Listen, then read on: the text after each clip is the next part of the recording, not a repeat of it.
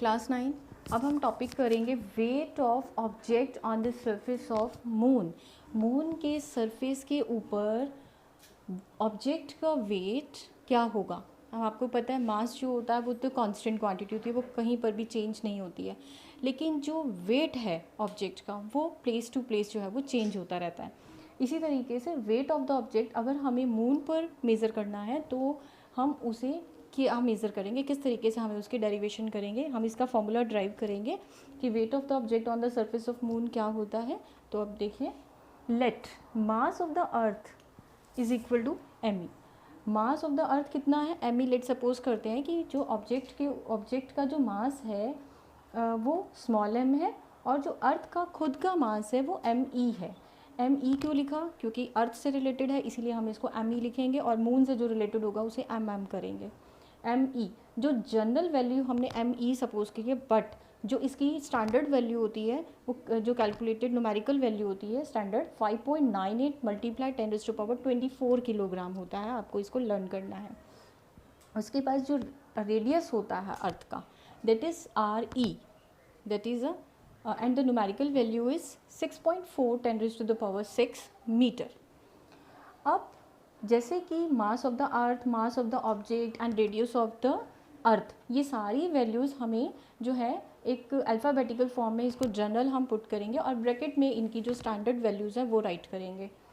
अब जैसे कि हमें पता है कि लॉ ऑफ ग्रेविटेशन यानी यूनिवर्स के अंदर जितनी भी ऑब्जेक्ट्स हैं वो एक दूसरे को अट्रैक्ट करती हैं, तो उसी के अकॉर्डिंग लॉ ऑफ ग्रेविटेशन के अकॉर्डिंग लेट सपोज करते हैं कि weight of the object on the earth के ऊपर जो वेट था ऑब्जेक्ट का वो डब्ल्यू ई था, और according to the formula W E is equal to G M E M upon R E square होता है, क्योंकि हमने यूनिवर्सल लॉ ऑफ ग्रेविटेशन क्या रीड किया था, the force is proportional to the product of the object masses and inversely proportional to the square of the distance between them।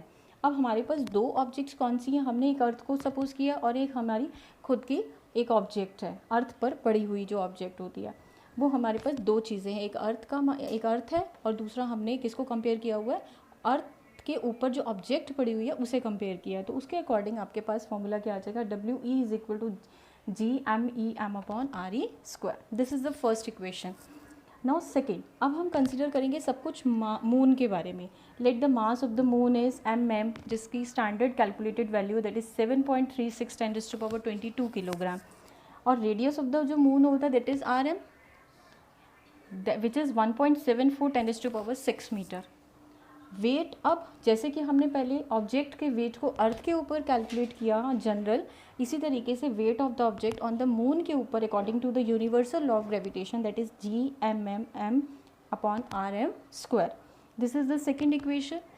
First and second को on dividing, जब हम इसको divide करेंगे, compare करेंगे, हमें तो कंपेयर करना है कि जो ऑब्जेक्ट अर्थ पर जितना उसका वेट था क्या मून पर भी उसका उतना ही वेट है या कुछ रिड्यूस हुआ है या कुछ इंक्रीज़ हुआ है, हमें वही यहाँ पर कंपेयर करना है। और कंपेयर जब भी हम करते हैं तो क्या करते हैं, डिवाइड करते हैं। Then dividing first by two, first and second equation को हम क्या करेंगे, डिवाइड करेंगे। Then W M upon W E is equal to G M M M upon R M square, G M E M upon R E square. और जब हम इसको divide करेंगे तो ये रेसिप्रोकल हो जाएगा यहाँ पर। तो अब यहाँ पे देखिए जी से जी कैंसिल हो रहा है, कट रहा है यहाँ पर। Mass small M and small M they will cancel, that means the mass of the object common था दोनों में, चाहे वो अर्थ था चाहे वो ऑब्जेक्ट मून पर था, दोनों का कैसा था, सेम था, तो ये कैंसिल हो जाएगा। आपके पास लेफ्ट जो रह जाएगा that is M M R E square upon R M square और एम ई, ये लेफ़्ट क्वांटिटी आपके पास रह जाएगी। और यहाँ पर W M upon W E, जब हम इनकी वैल्यूज़ को, न्यूमेरिकल वैल्यूज़ को पुट करेंगे, जो कि मैंने अभी आपको ऊपर बताया कि मास ऑफ द अर्थ कितना होता है, radius of the earth, mass of the moon, radius of the moon, जब हम इन स्टैंडर्ड वैल्यूज़ को यहाँ पर पुट करेंगे, न्यूमेरिकल वैल्यूज़ को जब हम यहाँ पुट करेंगे, पुट करने के बाद सॉल्व करके आपके पास कट कर आंसर आएगा अप्रॉक्स 1/6, दैट इज़ 1/6, यानी W M that means the weight of the moon is equal to 1/6 the weight of the earth. अब हमें इस चीज़ से ये पता लगता है कि जो वेट है मून का वेट ऑफ द ऑब्जेक्ट है जो मून के ऊपर जब एक ऑब्जेक्ट जाती है तो जो अर्थ के ऊपर उसका वेट होता है वो उसका 1/6 हो जाता है। लेट सपोज करते हैं कि अगर 60 kg वेट अर्थ के ऊपर होता है तो मून के ऊपर वही वेट कितना हो जाएगा, 1/6 हो जाएगा, यानी 10 kg जो है वो वेट उसका मून के ऊपर हो जाएगा। Now come to the numerical related to this topic.